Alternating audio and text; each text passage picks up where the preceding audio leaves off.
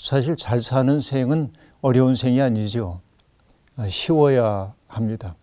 잘 산다고 하는 것은 실수하지 않음을 의미하는 게 아니고 내가 직면하고 있는 문제보다 나의 존재가 더 크다고 하는 사실을 명심하고 사는 것입니다.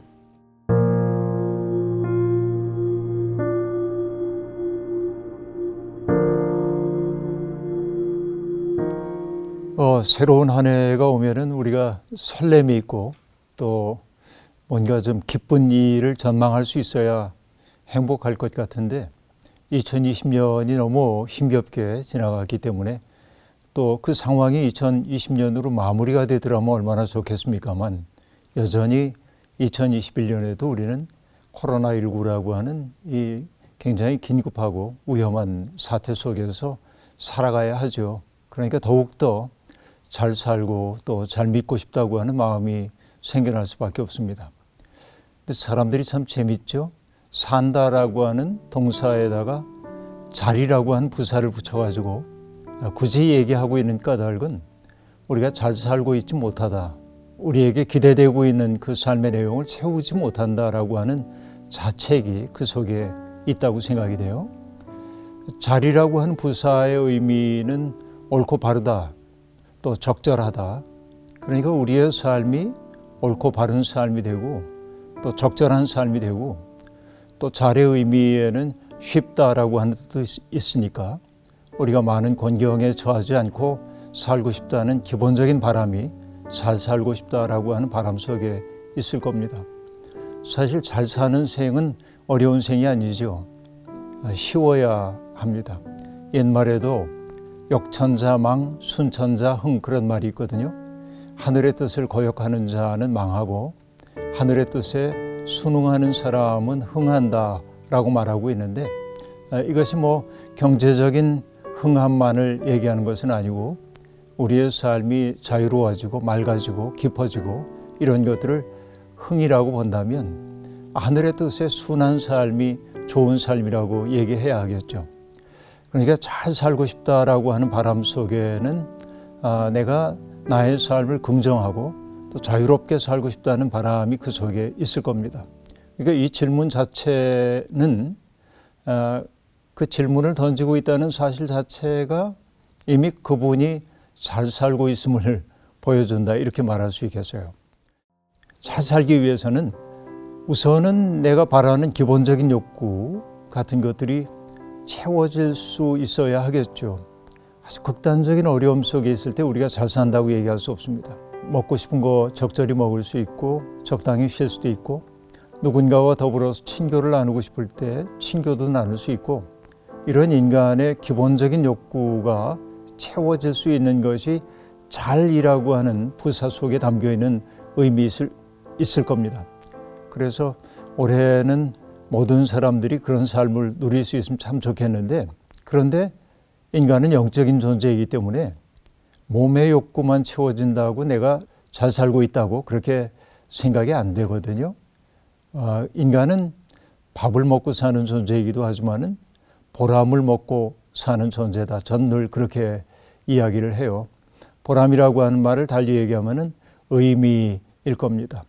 내 삶이 의미가 있다고 느낄 때 나는 꽤 잘 살고 있어 이렇게 느낄 수 있을 겁니다. 세상에서 제일 나쁜 것 가운데 하나가 어떤 것일까요?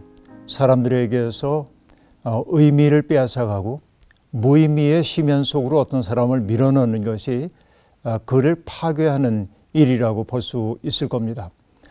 도스토옙스키라고 하는 저자의 죽음의 집의 기록이라고 하는 책에 보면은 거기에 시베리아 유형 같은 이야기가 등장하는데요. 그러니까 인간은 어디에든지 적응할 수 있는 존재이기는 하지만은 그러나 인간을 파괴하는데 단 하나의 일만 거듭하면 된다고 얘기합니다. 무의미한 일을 반복하도록 만드는 거죠. 그게 인간을 무력하게 만들고 파괴하게 만드는 거죠.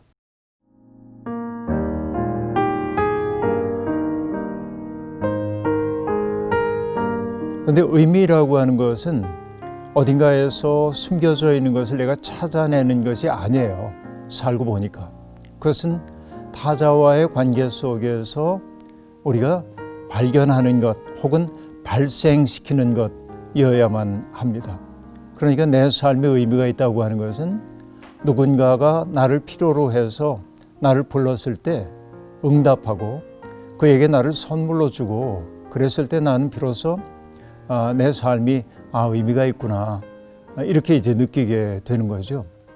그러니까 내가 잘 살기 위해서는 나의 기본적인 필요들을 채워갈 수 있도록 뭐 경제적이건 문화적이건 종교적이건 이런 것들이 충족되어야 하지만 그러나 내가 제법 잘 산다라고 느낄 수 있는 것은 누군가에게 내가 필요한 존재가 되는 데 있습니다. 다시 얘기하면 내 삶을 잘 살도록 해주는 것은 나가 아니에요. 어쩌면은 나를 귀찮게 하는 사람이 나를 잘 사는 길로 인도하는 안내인일 수도 있습니다. 이 사실을 우리가 받아들여야 합니다. 언제나 내게 선물을 주고 나를 칭찬해 주고 나를 괴롭히지 않는 그 사람도 내게 소중한 사람이지만 때때로 내가 내 속에 있는 나의 선의 가능성을 이끌어낼 수밖에 없도록 만드는 곤경에 처해 있는 사람들도 나를 잘 살도록 인도하는 안내자라는 생각을 품고 살 필요가 있다는 생각이 들어요.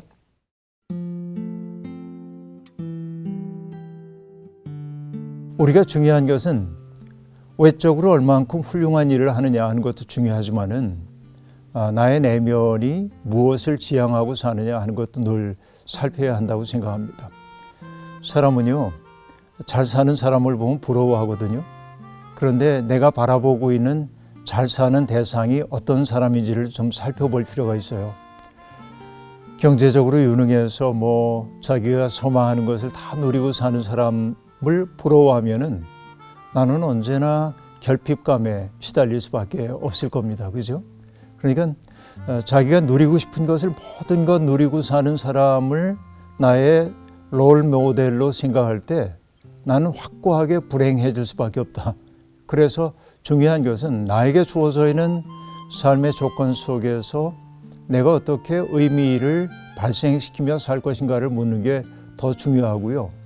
그럴 수 있기 위해서는 내 삶을 하나님 앞에서의 삶으로 날마다 바꿔가야 한다는 생각이 들어요. 어떤 얘기냐면 우리가 기타를 치거나 그럴 때 기타 줄이 늘어지면은 제 소리를 못 내잖아요. 그때 이제 기타 치는 사람들은 튜닝을 해야 합니다. 그러니까 기본음을 잡고 그 기본음에 따라서 튜닝을 해야 기타가 조화로운 소리를 내는 거죠. 우리의 삶도 그렇습니다. 때때로 너무 팽팽해져서 정말 그 쨍쨍하는 소리를 낼 수도 있고 또 너무 느슨해져서 내야 할 소리를 내지 못할 때도 있거든요. 이게 인간 존재의 슬픔입니다. 그때 우리가 어떤 음을 나의 인생의 기준음으로 삼을 것인가 하는 게 참 중요하죠.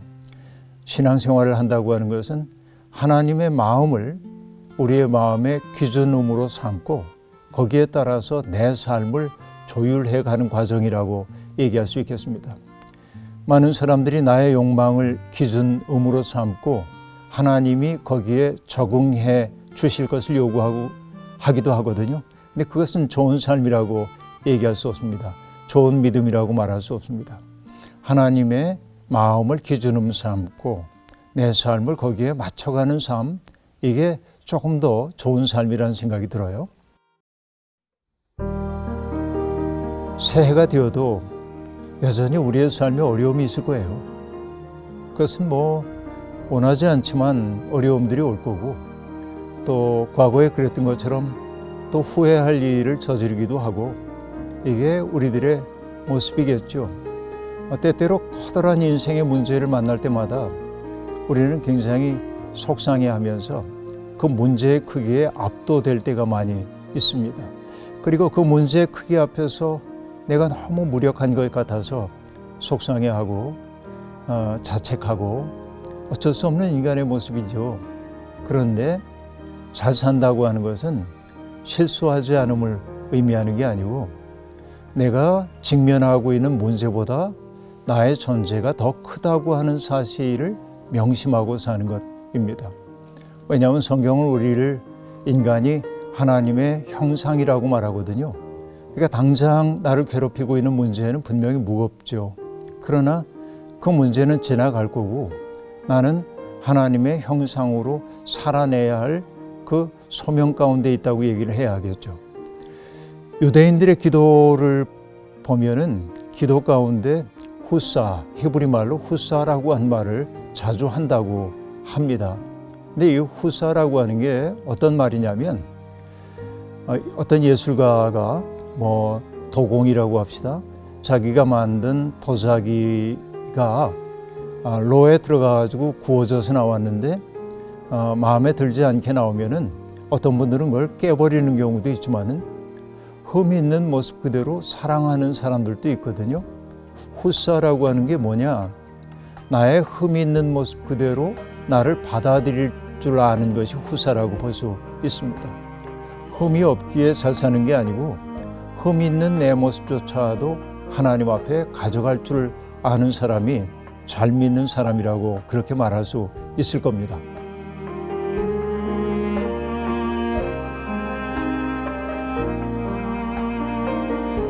흠 있는 것을 향해 품는 연민의 마음, 나는 부족하기 이를 데 없지만은 그런 나를 하나님은 그래도 귀히 보신다는 사실을 알아차리고, 그래서 나는 나의 가능성에 의지하여 살기보다는 하나님의 선의와 받아들이시는 은혜 덕분에 산다고 생각할 때 나는 내 삶에 조금은 더 너그러워질 수 있어요. 실수하고 넘어질 수 있습니다. 누구나. 그때마다 자책하지 말고요. 또 넘어졌구나. 하지만은 너는 다시 일어설 수 있을 거야. 이렇게 스스로를 격려해가며 사는 것이 아름다운 삶이 아닌가 저는 그렇게 생각하거든요.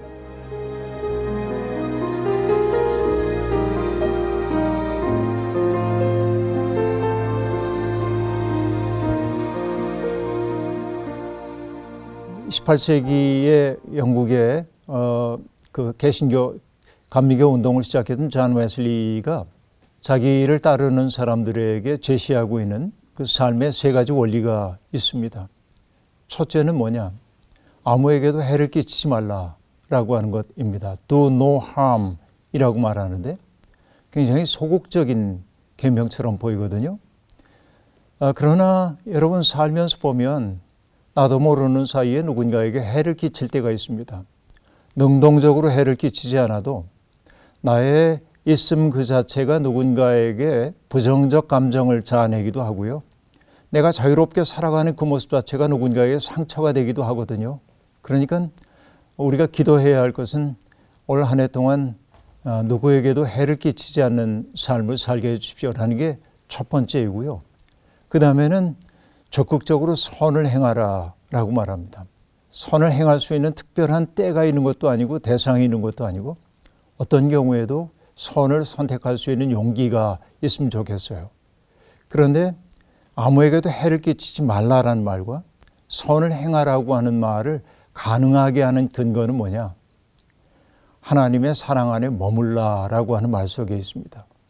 언제나 우리가 하나님의 사랑 안에 있음을, 하나님이 나에게 기대를 품고 있다는 사실을 알고 살 때 우리는 누군가에게 해를 끼치지 않는 삶, 또 적극적으로 선을 행하는 삶이 가능하지 않을까 생각해요.